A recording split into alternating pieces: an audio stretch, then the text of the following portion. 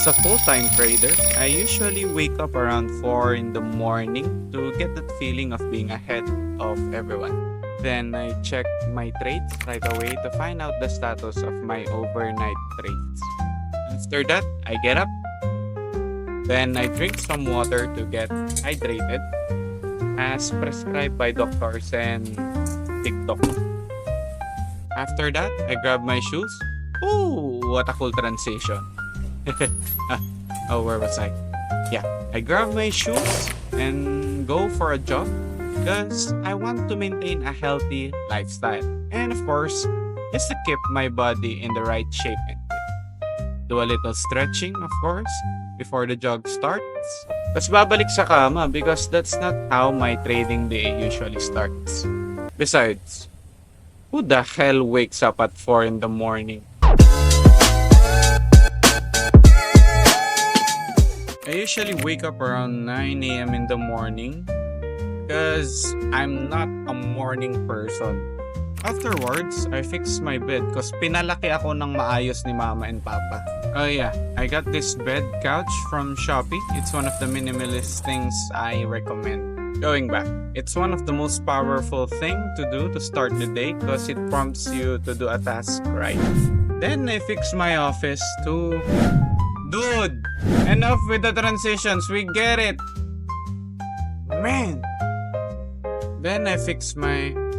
Seriously? After useless transitions and fixing my office, I go ahead and check my overnight trades. I don't usually plan my trades or take unnecessary trades during this time because it's really early and my session to trade the forex is not up yet. So I just check my positions on stocks and forex during this time. Next is to pick up coffee. Literally. Dati kasi gumagawa kami ng kape. Pero ngayon, hindi na. Nasira kasi yung induction namin ba? Dati kettle eh. Actually, nag-improve tayo eh. Dati, may kettle. Wala, nasira. Tapos, naging induction. Tangina, tapos naging rice cooker, bro. Rice cooker din nila. Hanggang sa wala na. But, we actually saw a good coffee place here. So, hindi na kami gumagawa ng kape. Usually, ngayon, pad na kami. Pick up coffee na lang, literal. And it's usually here. Oh yeah, by the way, this is not sponsored by Pickup Coffee, pero baka naman. After buying coffee and maligo, yes, naliligo po kami. It's time to read books. True to the stereotype of traders, kailangan talagang magbasa ng libro daily. Kailangan mo magbasa ng libro para di ka maging broke. Reading books keep me from always learning about things, making sure that my learnings are still in check. Though di ako nagsusulat sa libro ko or nag-highlight because I respect the book and author so much. At 12 noon, it's time for lunch and yes, I don't eat fancy things. Isang napakalaking stereotype na kapag trader daw, usually steak kinakain kasi malaki kinikita. Pero truth to the matter is, our number one priority is saving money. Then again, it's just me. Before my trading session starts, I check the news if there's any. Check the Vertex Trading Discord chat for news, read a bit, and write some important news. Then I prepare my setups for upcoming trades before trading the market.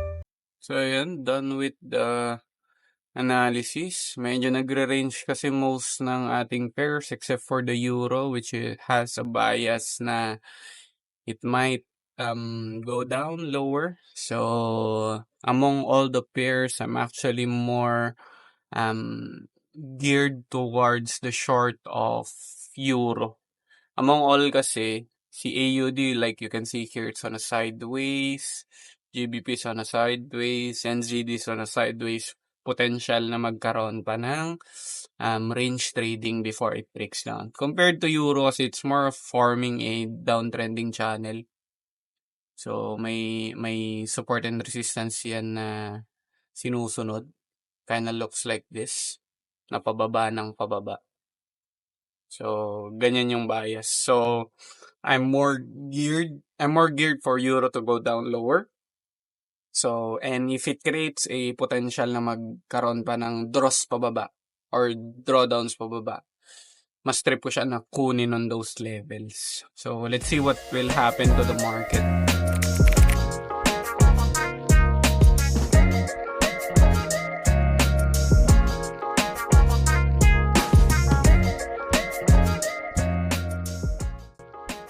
Oh yeah. By the way, some of you already know that I trade multiple accounts, my personal and several other accounts of my clients. And of course, funded accounts. Just to keep me busy from 2 to 7. As I have said, I'm a scalper and day trader by heart, but recently, due to the market conditions, I transitioned to the swing. Back to the montage.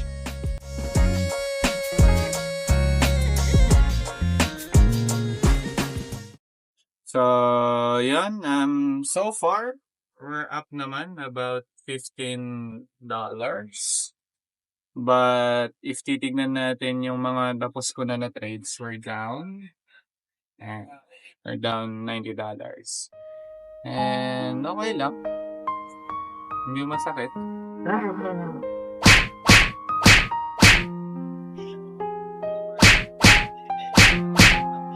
KO. Okay lang. Pag sinasabi kong done trading for the day, big sabihin, no entering position. So, lahat na yan, may kanya-kanyang stop loss, may kanya-kanyang take profit. Bahala na kung anong gagawin ng market. If may mga hindi ako tapos na trades ng scalp, i-end ko yan come alas 12 mamayang gabi. Pag di pa tapos ng trade ng alas 12, I will take it out already. Psych! Siyempre mabait si God. So, we ended the trades with, again, come midnight. Wala lang. Flex ko lang. Anyway, back to the video. But nevertheless, it was a very good day. So, yun muna for now. Let's dive into the Discord channel to show our process or trades so far. Let's meet some students as well. So, yun lang muna for now.